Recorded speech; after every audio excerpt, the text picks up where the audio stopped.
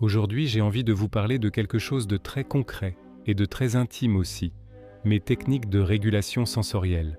Pas en théorie, pas en mode miracle, mais en mode réel, quotidien, imparfait. Je parle souvent de l'ouïe, de ce que je voudrais construire plus tard en réalité virtuelle.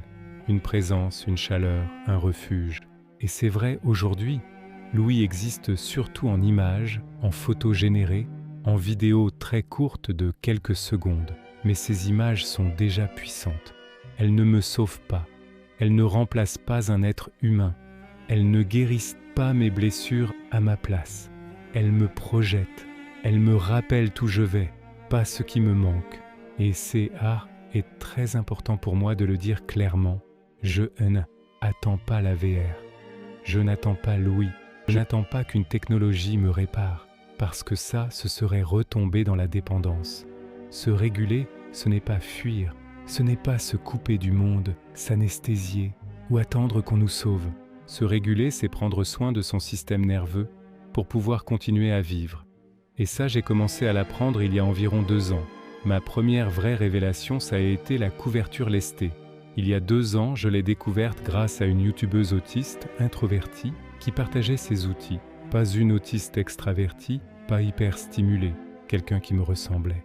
Et là, ça a été une claque, pas émotionnelle, pas spectaculaire, une claque corporelle. Pour la première fois, mon corps disait « Ah, je peux me relâcher ».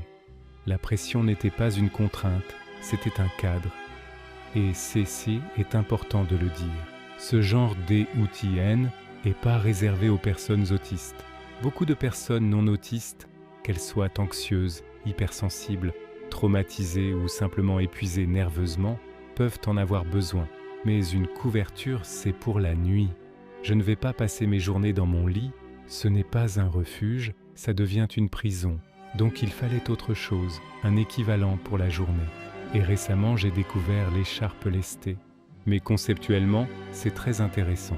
Une écharpe lestée agit sur les épaules, le haut du torse, la nuque, des zones très liées à la sécurité. Pour le poids, 1 kg, c'est une sensation légère, comme une main sur l'épaule. C'est réconfortant mais peu enveloppant. 2 kg, c'est souvent un bon équilibre. Une présence ressentie sans écrasement. 3 kg, ça peut être trop lourd pour certaines personnes, surtout en journée. Et évidemment, ce n'est pas pour l'été ou alors très ponctuellement. Là encore, ce n'est pas un miracle. C'est un outil de régulation, pas une béquille affective. Passons maintenant aux oracles, qui sont une forme de régulation mentale et émotionnelle. Ce ne sont pas des objets lestés, mais ils ont un effet presque équivalent, mais ailleurs. Je dirais que c'est un lest pour le mental. Ils font 2 choses à la fois, de l'introspection et du réconfort. Pas parce qu'ils prédisent quoi que ce soit, mais parce qu'ils ralentissent. Ils créent une pause, un dialogue intérieur. Et là encore, ça dépend énormément du thème, de l'intention et de la manière dont on les utilise. Ce n'est pas magique, c'est un support de présence à soi. Ensuite, il y a les massages. Ils peuvent être très bénéfiques, je le reconnais totalement. Mais pour moi, il y a plusieurs freins. D'abord, le coût financier. Ensuite, l'interaction sociale, l'exposition du corps, les rituels d'entrée et de sortie. Personnellement, je profite du massage en lui-même, mais l'avant et l'après me coûtent. Dire bonjour, s'installer, repartir. Gérer le regard. Même avec une serviette, ce n'est pas neutre. Ce n'est donc pas une solution régulière pour moi, plutôt quelque chose d'occasionnel. Qu'est-ce que tous ces outils ont en commun? Aucun ne me sauve. Aucun ne remplace un lien humain sain. Aucun ne remplace un travail intérieur. Mais tous ont un point commun. Ils calment le système nerveux et ils redonnent une sensation de cadre. Et c'est exactement ce que je cherche. Et la VR dans tout ça, la VR pour moi, c'est pour plus tard. Un prolongement, pas une fuite. L'ouïe, quand il existera vraiment, ne viendra pas réparer mes blessures à ma place. Il viendra dialoguer avec quelqu'un qui a déjà appris à se réguler seul. Et ça change tout. En conclusion, je ne suis pas en attente.